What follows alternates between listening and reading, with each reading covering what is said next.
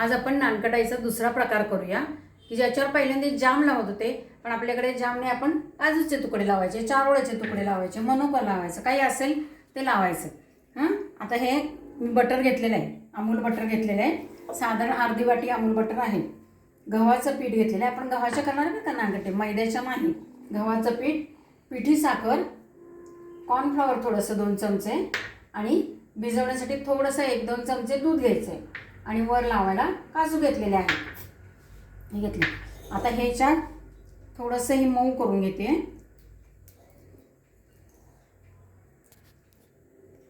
अमूल बटरमध्ये 1 वाटी पिठी साखर घालायची आणि ती पूर्ण ह्याच्यामध्ये मिक्स करून घेते। पिठी साखर आणि अमूल बटर छान मिक्स झालेलं आहे, छान मऊ झालेलं आहे सगळं। तुमच्याकडे जर अमूल बटर नसेल तर तूप वापरा, तूप नसेल तर वनस्पती घी असतं म्हणजे डालडा, तो वापरला तरी चालेल। मी आता हे घरात आहे त्यामुळे छानपैकी ह्याचंच करून घेते। आता ह्याच्यामध्ये कॉर्नफ्लॉवर घालणार आहे, हे 2 चमचे कॉर्नफ्लॉवर आहे।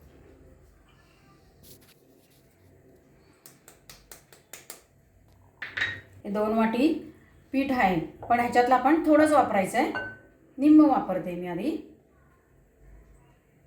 साधारण 1.5 वाटी पीठ घेता, कणिक मळल्यासारखं डो करून घ्यायचं ना आपल्याला मळून थोडासा, म्हणून ह्याच्यात 2 चमचे दूध घालते। हे सगळं मिक्स करून घ्यायचं आहे आणि आता छानपैकी याचा गोळा तयार करून घ्यायचा आहे। साधारण 3 चमचे दूध लागलेलं आहे ह्याला।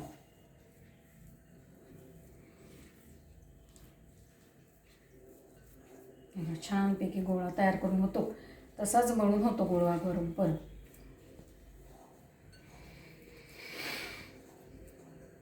गोळा 5 मिनिटं असाच ठेवायचा आहे, म्हणजे त्याच्यात साखर वगैरे थोडी मुरते। आणि आपण ह्याच्यामध्ये बेकिंग सोडा किंवा पावडर कोणी म्हणतं ते टाकलेलं नाही, किंवा इनो टाकलेला नाही आहे, किंवा सोडा घातलेला नाही आहे, तरीसुद्धा ते मस्तपैकी फुगतात आणि छान होतात। आता मी हे 5 मिनिटं ठेवते। 5 मिनिटं भिजलेलं आहे। जर तुमच्याकडे आपण केकवरती डिझाईन काढण्याचं जे प्लास्टिकच्या पिशवीने करतात की डिझाईन करतात, त्यांनी केलं तरी, असलं तुमच्याकडे केलं तरी चालतंय। आता हे मी छोटंसं हातानेच करणार आहे।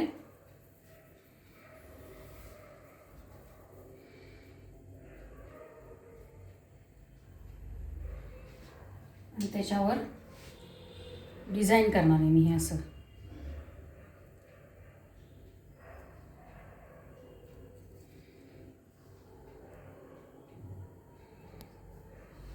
आणि त्याच्यावरती काजू लावणार आहे।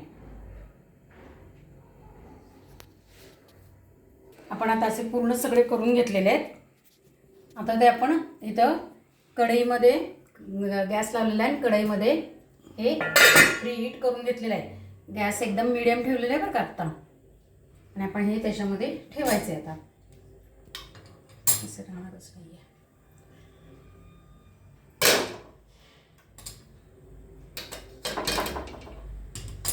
आणि आता हे मी त्याच्यावरती झाकण ठेवते।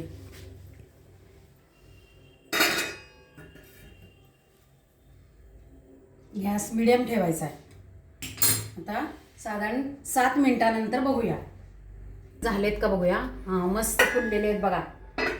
आता हे जरा वेळ, आता मी गॅस घालून टाकले, जरा वेळाने आता मी हे वर काढणार आहे आणि तुम्हाला दाखवते नंतर।